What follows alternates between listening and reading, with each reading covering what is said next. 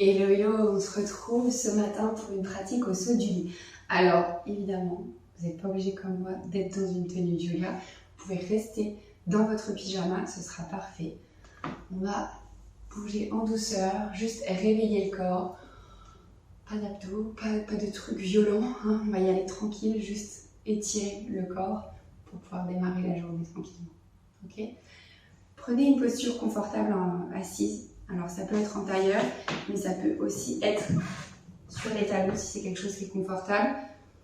Peut-être restez pas dans votre lit par contre, parce que pour certaines postures, ça risque d'être un peu instable. Donc si vous pouviez quand même glisser vers le tapis de yoga, ce serait mieux. Bien laisser les mains se déposer sur les cuisses ou sur les genoux, relâchez les épaules loin des oreilles. Et prenez simplement le temps d'arriver ici. À peine sorti du lit, peut-être encore un peu embrumé dans les vapeurs de la nuit. C'est ok. Prenez simplement un instant pour observer ce corps au saut du lit. Comment est-ce que vous vous sentez ce matin? Il n'y a pas de bonne réponse, il y a juste la réponse là, aujourd'hui, tout de suite, maintenant.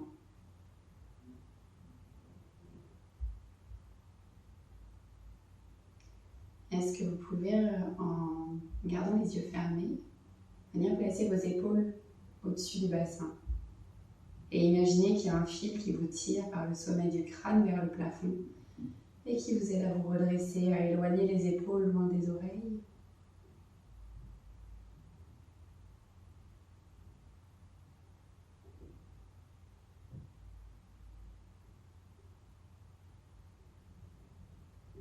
Et puis tout doucement, cette pratique, vous pourriez même la prendre les yeux fermés. Alors à vous de voir, soit vous gardez les yeux fermés, soit vous les ouvrez. On va venir simplement se pencher vers l'avant pour prendre une posture de l'enfant. Cette posture de l'enfant, j'aimerais qu'elle soit peut-être plus confortable que celle que vous avez l'habitude de prendre. Alors si cela nécessite d'écarter les genoux à la largeur du tapis, faites-le. Et venez vous pencher vers l'avant avec les deux bras vers l'avant. On va chercher à commencer à étirer un peu la colonne ici. On respire tranquillement et on laisse cette colonne s'étirer avec les bras vers l'avant. Peut-être que vous marchez un petit peu les bouts des doigts plus vers l'avant pour ressentir un peu cet étirement. Peut-être que c'est même pas nécessaire. Et on respire ici.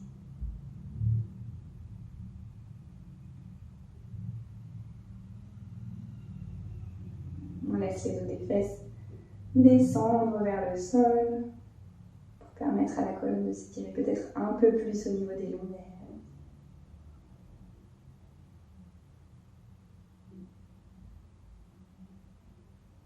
Et puis vous allez venir décaler la main droite à l'extérieur à droite du tapis et la main gauche va venir rejoindre la main droite.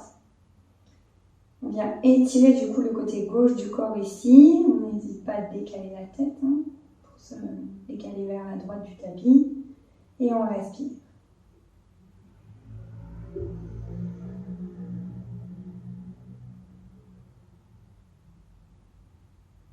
Et puis tout doucement, on revient au centre.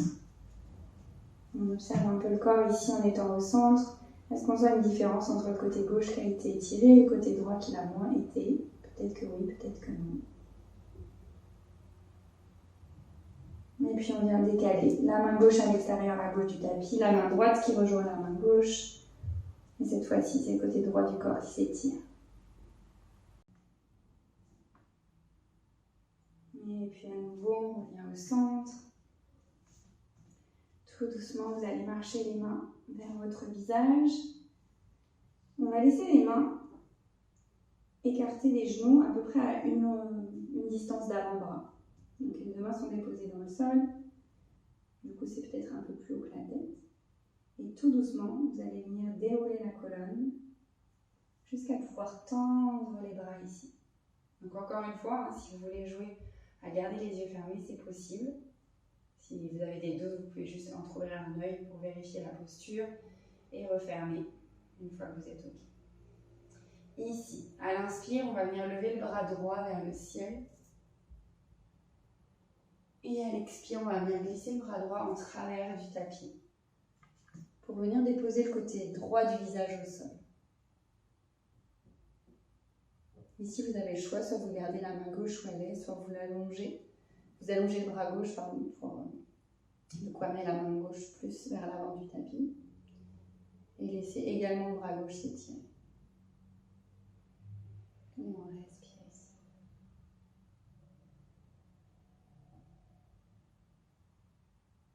Et puis si vous aviez déplacé la main gauche, elle revient vers le visage. On prend appui dedans, on pousse dans la main, on inspire, on lève le bras droit vers le ciel. Et à l'expire, on relâche la main droite à nouveau sur le tapis.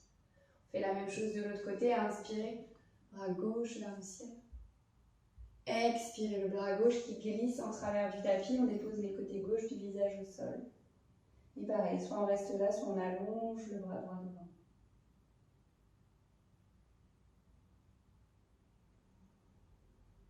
Prenez le temps d'observer cette respiration dans chacune des postures.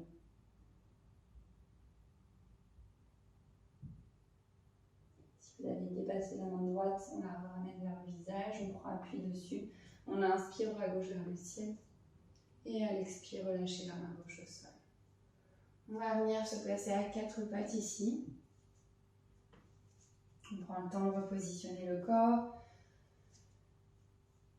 On va faire quelques mouvements de Shavash. Donc à l'inspire, on va creuser le dos, garder vers le ciel.